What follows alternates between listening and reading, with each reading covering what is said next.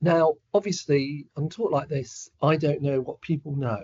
So what I thought I would do is just kind of go through some sort of edited highlights of TIC and perhaps talk a little bit about our approach in health and justice, and also thinking about what the trust is doing. Okay, so I suppose the first thing to realise is that people come to us with lots of different problems, like depression or anxiety and so on and so forth. And in many cases, not all, but in many cases, these are associated with a lot of problems that they've had when they were younger. Now, people don't only need trauma-informed care for things that have happened to them as children. They need it for things that have happened in adulthood as well. But I'm going to focus mostly on childhood things today. I'm not going to talk in any great detail about anything difficult, but we do need to acknowledge the fact that many of the people who come to us have had lots of difficult experiences. And I suppose a big part of trauma-informed care is to understand the different ways that having these experiences can impact upon people and what we can do about it as a service. I'm sure you're all familiar with this kind of ACEs study. This was a study that was done about 30 years ago or more now. And what it asked people about was about 20,000 people. They asked them about different types of experiences they'd had when they were younger. And what you can see on the graph on the right is that the more of these experiences people have, the more likely they are to have a lifetime history of mental illness, current mental health problems, and to feel suicidal or self-harm. And as I say, this is a major reason why many of the people come to see us because of the needs that they have. So ACEs are very, very common. They're also very, very common in society generally. So we know that ACEs are almost as common in healthcare workers as they are in general population. Some studies find even more. So trauma-informed care is for everyone, not just the people we help, but also for our colleagues as well. Just wanted to show you this slide here. What's important to realise is that when people experience lots of stressful things when they're growing up, it affects sorry, I can hear people on the microphone. Sorry. Can people turn their microphones off, please? Sorry, thank you. Yeah, so when people have these difficult experiences, it causes all manner of physiological changes, and these can affect our brain structure and our brain function. And if you look on this slide here, the top slide is looking at a part of the brain called the hippocampus, and what you can see here is that this actually basically gets smaller when you have more and more childhood adverse childhood experiences. So the more stress you have in childhood, the more the smaller that part of the brain can become. And if you look at the top graph, what that shows is the amount that the brain responds to angry faces, and we see that the brain responds more vigorously, if you like, to angry faces, depending on how much trauma people have been exposed to in childhood. And this is a very important thing, because actually we know that people who've had these experiences are more likely to misinterpret our neutral facial expressions as being angry or so on. So they're sort of primed for threat, really. It kind of makes a lot of sense if you're growing up in an environment where there's a lot of stress and danger.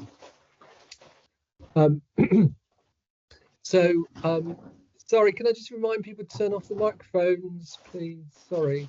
Hello? Yeah, thank you. So this slide here, what this slide shows is all of the different types of, or many of the different types of problems that people can have when they've had 4 or more of these different types of child abuse. And you can see, for example, that smoking is 3 times more likely, anxiety nearly 4 times more likely, depression more than 4 times more likely, and being a victim of violence is higher, about nearly 8 times more likely, perpetrating violence higher as well, and problematic drug use is about 10 times more likely. Actually, if you ask about history of suicide attempts, they're nearly 30 times more likely in people who've got 4 or more of these experiences. So we know that these things are very difficult for people. They make it very, very difficult to cope. And in the original paper, we talked about people having these experiences and then leading to various kinds of impairments in people adopting what they call health risk behaviours. That might be smoking too much, or just smoking, actually, smoking, drinking too much, using drugs, and so on. And then people developing problems in terms of social problems, disability problems, and so on and so forth. In terms of social problems, we know, for example, that people with 4 or more of these ACEs are much, much more likely to feel lonely and have no friends in adulthood. And this can lead to early death. So in one study, they found that people who had 6 or more ACEs were kind of they died about 20 years younger than people who had no ACEs. Doesn't mean that these things will inevitably happen, doesn't mean that people will inevitably get these problems or inevitably die young. It just means that it increases the risk for these things. So we've got a real problem. We've got something that we really need to help people with. This is a cost analysis of, if you look on the left-hand side here, all these 13 types of outcomes from alcohol use down to respiratory diseases, and the calculated cost of those diseases related to ACEs, these adverse childhood experiences, was £42.8 billion. Now that's about a quarter of the NHS budget. And so there is a very big argument for people to have knowledge about trauma and for us to operate in a trauma-informed way so that we can help our service users in the best way we can. It's also been argued that actually if organisations don't help people in the right way, then actually we can become an adverse experience as an organisation. So that's a really interesting way of thinking about how we really do need to be able to operate in a way which really, really helps people and doesn't accidentally cause them difficulty or harm. Now, one of the arguments that is that when people have had a history of adverse childhood experiences, they can have problems with 3 C's. So coping, for example, people may engage in things like substance misuse or self-harm. And we know that in many cases, people do these things to escape from painful feelings. Interestingly, people don't always relate their painful feelings to the terrible things that have happened to them. But they know that they feel upset or miserable or anxious and so on. The other thing that can happen is that people really struggle to connect with others. And I'll show you some data on that a bit later. But as I said, we know that people are less likely to report having friends and also more likely to report being lonely. And I think sometimes what happens in services is people can see behaviours that people engage in as being manipulative or attention seeking or something like that. But they're actually often a way of people trying to express their difficulties and not having a kind of way of doing that which is functional and helpful. Relatedly, we know that communicating about distress can be a very, very difficult thing for people to do. There's a great line from a song by Kate Bush. She says, "It could take me all my life, but it would only take a moment to tell you how I'm feeling." And I think that really describes very, very well the difficulties that people have in terms of being able to disclose things that have happened to them. Also, these things are not always easy to articulate, and it can be very, very difficult for people to put words on what have been very, very difficult and distressing experiences. So what we know is that if you look at people with 4 or more of these childhood experiences compared to people with none, they expect us to be less helpful if they were. So sorry, this graph basically says, how helpful do you think people would be?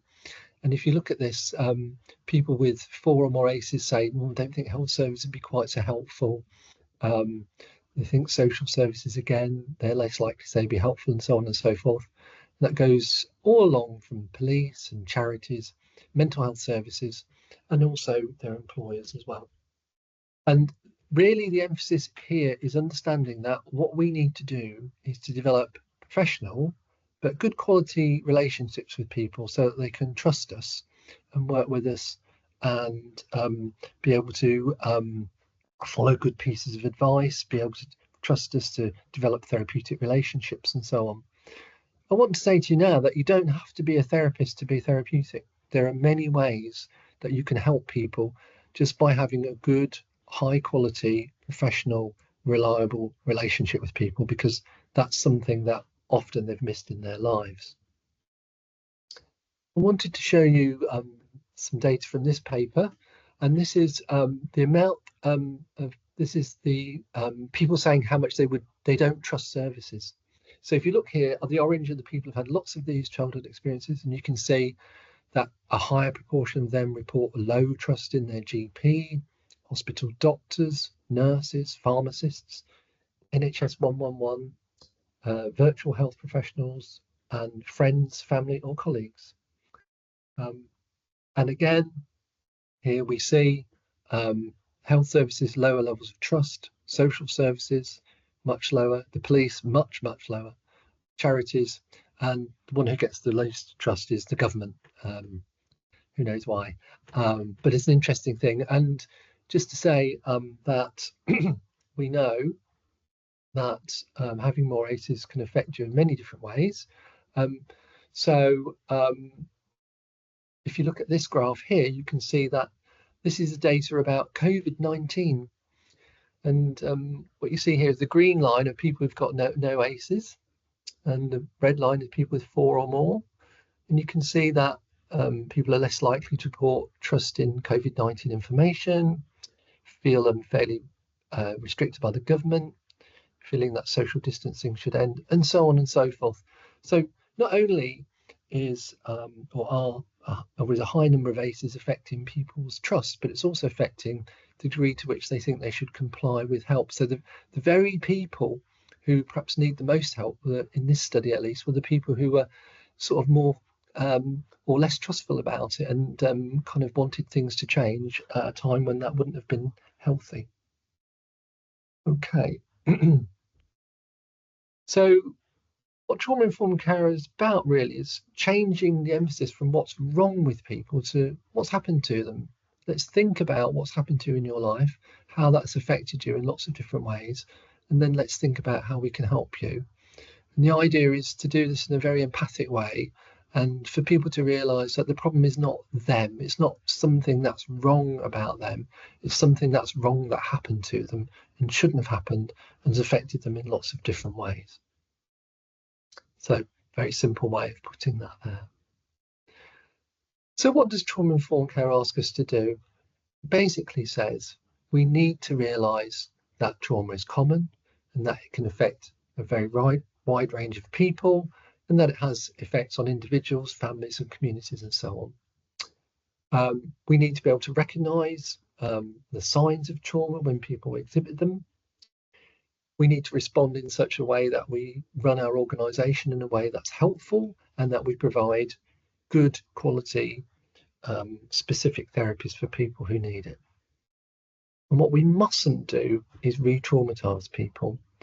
That doesn't mean we have to walk on eggshells and worry about everything we say, but it does mean that we should be thoughtful about what we do and how we operate as an organisation, and do everything that we can not to unintentionally trigger people's problems.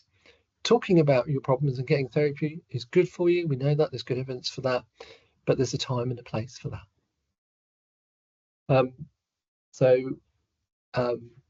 Trauma-informed care has a number of principles, and it's interesting and important to think of these principles as infinite pursuits. What that means really is that you're never done with them. So you can never say, well, we've done safety, everything's fine now, we've done trustworthiness now. Basically, they are things which we're constantly working at and constantly trying to improve. So the argument is that we need to make people feel safe, both by helping them with their emotional and psychological safety, but also operating from environments and buildings that are safe and comfortable for people.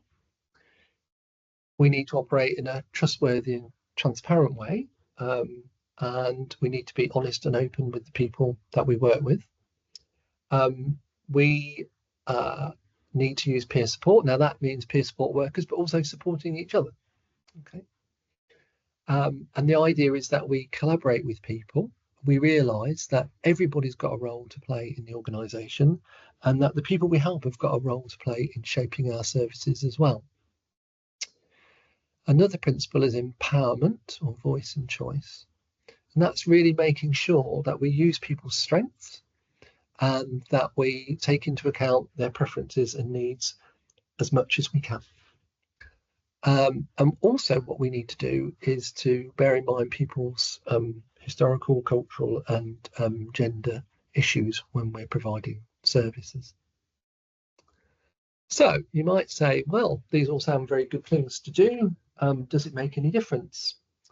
Well, I'd like to show you, there's not a lot of data, but I want to show you some. So this is some data from effectively care homes, and it took about 3 years for them to develop trauma-informed care.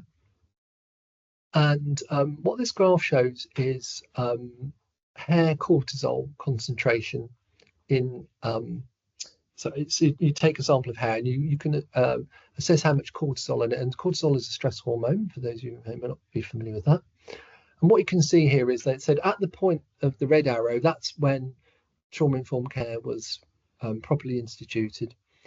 And you can see that one of the lines sort of goes up a little bit, and that's in the homes where they didn't do trauma-informed care. And on the other line, you can see that where they'd fully implemented trauma-informed care, the level of hair cortisol in the hair samples in staff went down. So that's a good indication that staff were less stressed when they were working in a trauma-informed way. This is a rather busy slide. Don't worry too much about it. What this basically is are some data from a substance misuse service. And what they did was they asked people to rate their organisation on safety and trust and choice and collaboration and empowerment, those principles that we talked about before. And very busy slide, I know, but essentially what it shows is that the more or the higher ratings of safety and trust and collaboration and choice all put together were associated with improvements in people's self-awareness, their outlook, their coping ability, their self-worth, and so on. And sorry, I can hear people again. Sorry.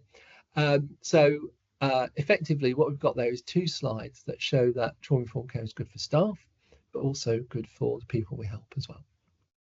Okay. Now, trauma-informed care is not an easy thing to instigate in an organisation. It's quite difficult, actually. This is a very large organisation, over 10,000 people. And so we're on a bit of a journey. And the first thing to do is to be trauma aware. And then what we want to do is become trauma sensitive, trauma responsive, and ultimately trauma informed. And it may be that we've got pockets in the trust already where some people are trauma sensitive, some people are trauma informed. But the idea is to make that much more even across the piece so that the whole organisation can be operating in a trauma informed way. So I thought I'd just talk for about 20 minutes, and then I thought what we could do is we could perhaps have a bit of a discussion now and think about some of the things that we've talked about. So I'll look at that. So yes, that's right. Coping, connecting and communicating. That's 3 things that people can find difficult. So has anybody got any questions or comments that they'd like to make? Yeah, hi. So this is my first time here today. Okay, welcome. So hi. So is it just around ACEs today, and then we're going to talk about adult trauma and so on and so forth later on? So we won't have time to talk about that today, but what I will tell you is that we know It's by no means a one-to-one correspondence, but we know that people who've had difficulties in childhood are more likely to have different kinds of traumatic experiences in adulthood. That's a well-known thing. Most of the literature that is on childhood experiences, with the argument being that obviously, development is a very kind of sensitive time in our life when we're growing up. And the idea is that, of course, children are very vulnerable. But it is, of course, true that people can experience trauma at any time in their life. And as I said, sadly, you're more likely to have some of those experiences if you've had difficulties in childhood as well, which is doubly unfair, isn't it? Are there any studies or any work done around, there's lots of graphs there and so on about how people that have suffered ACEs are more likely to suffer from depression and suicide and so on and so forth. Yeah. There was nothing there around how more likely they are to suffer trauma as an adult. So, so like a victim of DV, will pick relationships where they come, they end up repeating that cycle.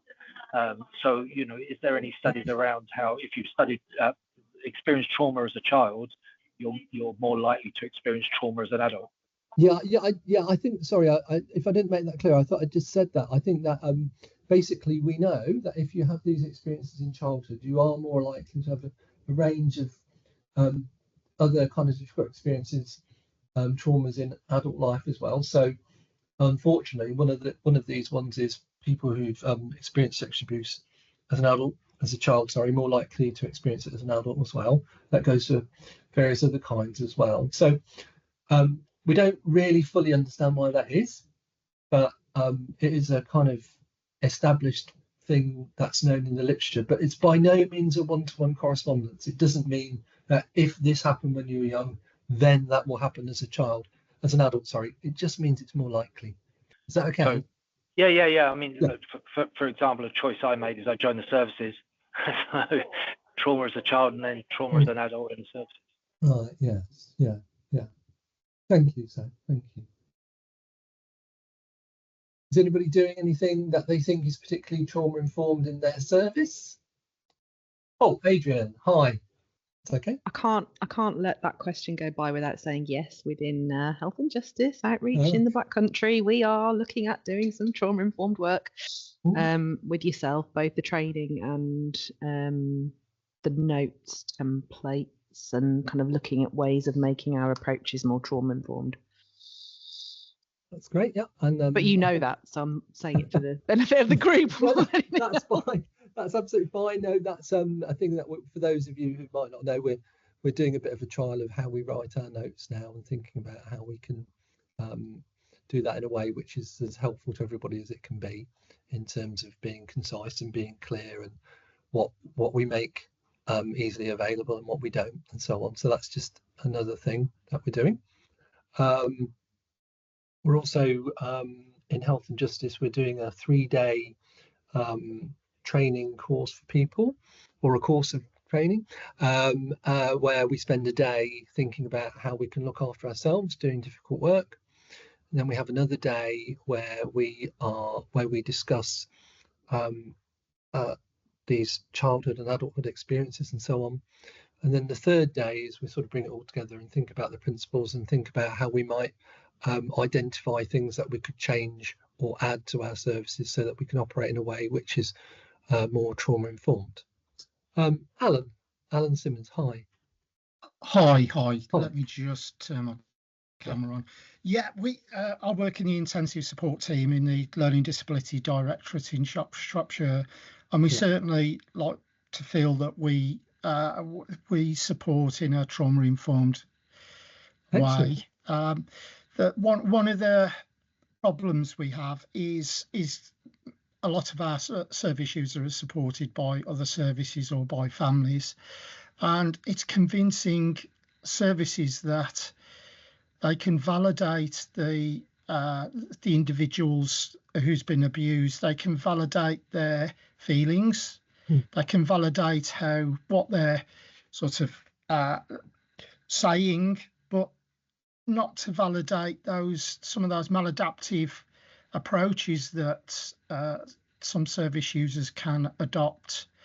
I'm thinking of, the, like you mentioned, the drug and alcohol, but also some of our one service user in particular will adopt a maladaptive approach where they create a narrative that it's something supernatural that's occurring to them, and we're quite keen to support the service in listening to the service user, listening to their difficult experiences, and understanding those in the context of what the client is experiencing and is affecting their behaviour, but avoiding actually entering in confirmation of those sort of maladaptive approaches that aren't going to be helpful going forward. You can really quickly reinforce sort of those maladaptive approach. I don't know whether I'm making any sense. I think I understand what you're saying, Ali. I think what you're saying is that we want I think the issue is we want to understand why people do things that are maladaptive, but we want to help them to change from doing those things to doing things that are more healthy. Yeah. And I think often people have been in environments that have lacked comfort and security, and they experience painful feelings, and they find that alcohol or drugs are a way of making them go away. Of course, it's a bit like taking an aspirin, because they come back the next day because you haven't solved the problem. But it's the only way that they've come to understand of being able to help themselves. And so what we need to do is to kind of approach that with sort of understanding and empathy, and help people to move away from doing things that aren't helpful or functional in the longer term, to ways of coping which will mean that they can live more happy and safe lives, and also more healthy lives, because drinking too much and so on and so forth is not good for us, as we know. Yeah, but absolutely. Thank you. It's a good point. Absolutely. Yeah. I think one of the issues is that, for instance, if a service user believes that demons are persecuting them, the carers adopt an approach where they tackle those demons, and it sounds far-fetched, but it is happening, is quite effective in the short term, but it confirms that, and the same with alcohol and other approaches, can be quite effective in the short term, but it's got medium and long-term consequences that are essentially what they do is they put our problems on the shelf yeah for a brief period of time, and we've all done it. We've had a glass of wine on a Friday night or something like that, you know what I mean. We all do it to a certain degree, but I think the thing is, as I say, I think one of the things you're talking there is sometimes what happens when people have these experiences, they are more likely to experience things like psychosis and so on as well. We know that there's quite a good literature on that now, and so I think what we need to do is to help people to understand that there are different ways of approaching and understanding things. And often, as I say, people won't realise that a lot of the problems they've got may have stemmed from things that have happened before. Somebody put in the chat about how does it affect how you might do therapies, for say depression, whether people do or do not have a history of these problems.